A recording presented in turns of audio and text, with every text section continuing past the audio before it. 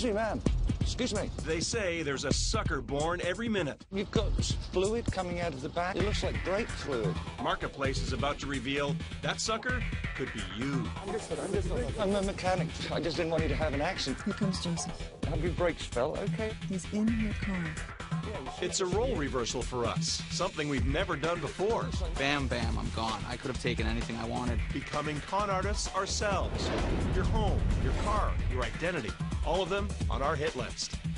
Creep up slowly. We go undercover to uncover the tactics that separate you from your money. I thought he had an honest face, and he told me he lived in the neighborhood. You'll hear from experts Crime doesn't happen in plain view, and yet you've just proven that it does. and ex-cons. You're making $200 grand a month, $300 grand a month, and you tell me that's not addictive? I mean, come on. Think you'd never fall for a scam?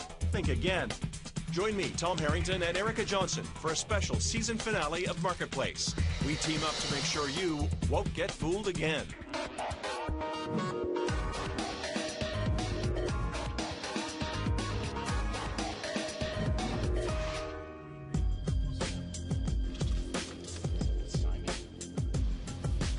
We're on the hunt. Target, a mark, someone to con.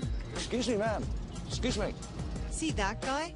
His name's Simon. He's with us, posing as a mechanic. Ready to rock and roll? Marks to be had. Exactly.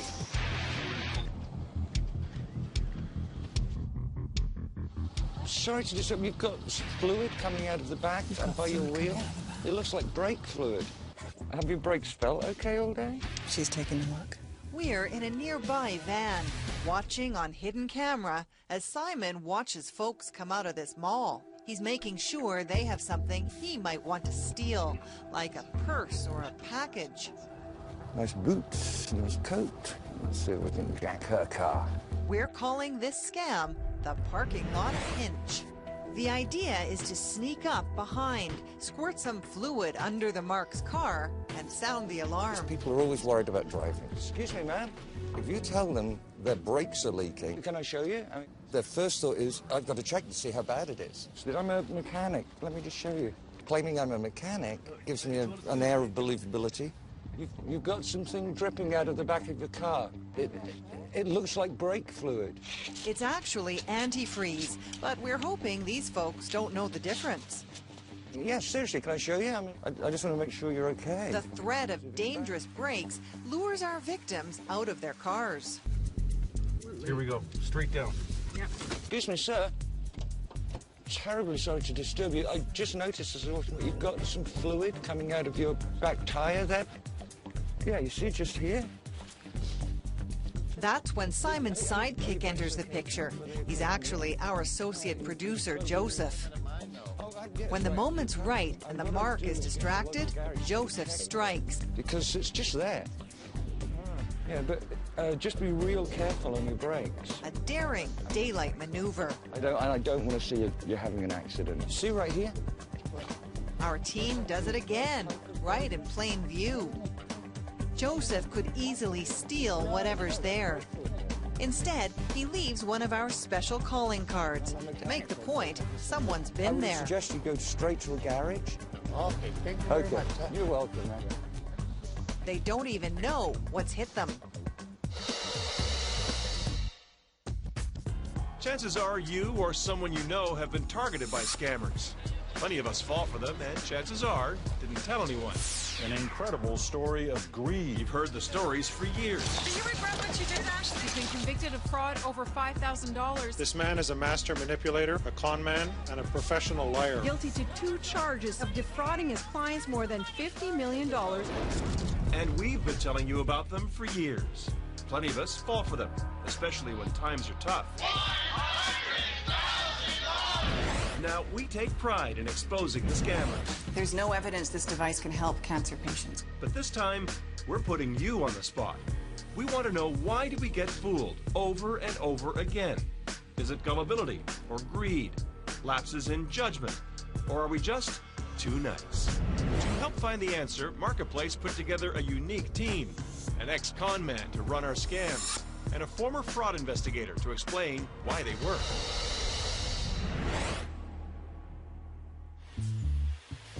We find our first recruit and chief con man stateside Big Apple. On this foggy Saturday, it's as if Manhattan's disappeared. But it's there, no fooling. I'm here to learn more about the man who's made fooling all of the people some of the time his life's work.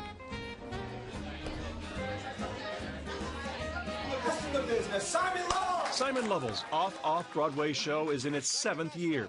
I'm going to teach each and every one of you at least 3 ways to cheat your friends tomorrow. It's a cocktail of magic and memories, mixed by a man who brags he had a PhD in the con game by age 20. Became, allegedly, a career criminal and con man. Did a bit of jail time. Simon's a reformed con now, left double crosses and counterfeiting schemes behind. And take out any card you like. To become an author, consultant to casinos and cops, helping to catch cheats like him. Check it out for me, my darling. Oh yeah, he's still among the world's best card sharks. Magicians call this palming the cards. Casinos call this cheating. The show is a kind of parable that teaches blunt life lessons. Hey, Tom, everybody, give it up. In my case, a simple bar bet proves how easily we're all fooled. All you have to do when I say go is do exactly what I do for the next minute.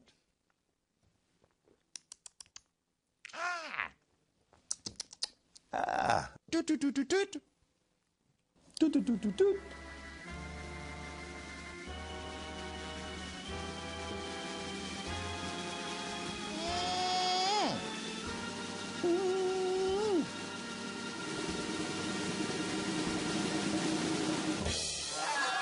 Simon still has all the tricks, but his desire to use them against people ended one night when, much to his own surprise, he grew a conscience.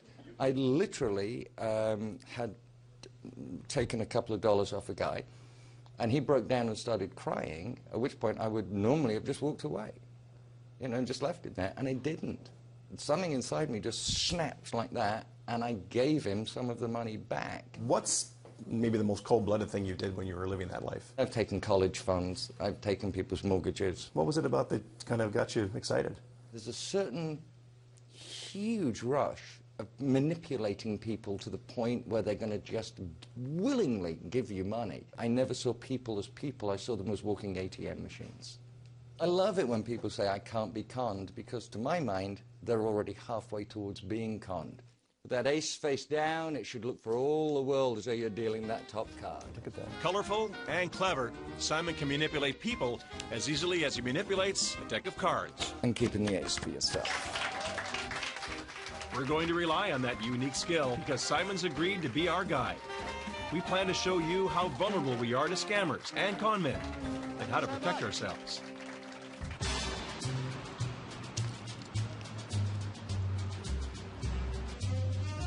We bring Simon to Toronto and the CBC Broadcast Centre. Instead of stealing things, we're gonna...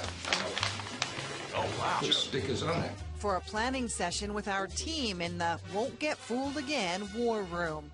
While we figure out 3 scams we're going to show you, Simon gets a little practice in on us. Distraction is what it's all about. And but you're doing the distracting. by the way, there's your computer back. Oh, Jesus. Oh my God. We didn't plan that. I can't believe you guys didn't notice that. What kind of advice do you have for him? Because he's never done this before. Get in and get out with what you can. So you're going to be a mechanic, huh, Simon? So it looks like, yeah, I used to be a car mechanic. Now I'm going to be a car mechanic.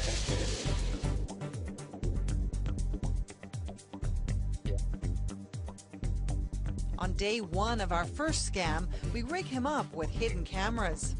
Okay, so here's the shot. Press record. Yep. Okay. When it starts to flash green, you record it. We head to a nearby parking lot, where Simon sets about putting the pinch on some unsuspecting targets. I'm sorry. I was just walking by. There's some green fluid coming out. It looks like your brake cable. I'm a mechanic. I'm just on my way home. Yeah, absolutely. There goes Joseph. I literally saw it as you were pulling forwards. So it's all down here. It was forwards a minute ago. I wonder if it's from my car, though.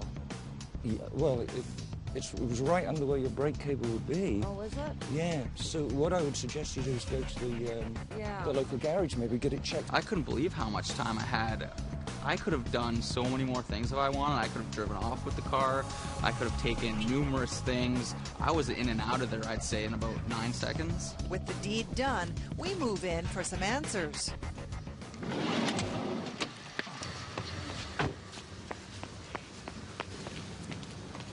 Hi, excuse me. Ma'am, excuse me.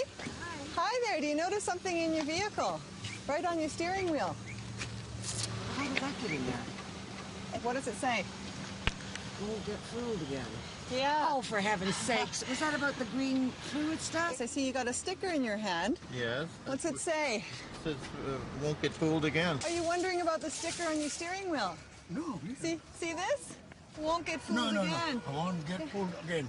What was it that made you get out of your vehicle? He told me that there was fluid dripping out of my brake fluid dripping out of the back of my car, and that it would be dangerous to drive the car. What convinced you he was trustworthy?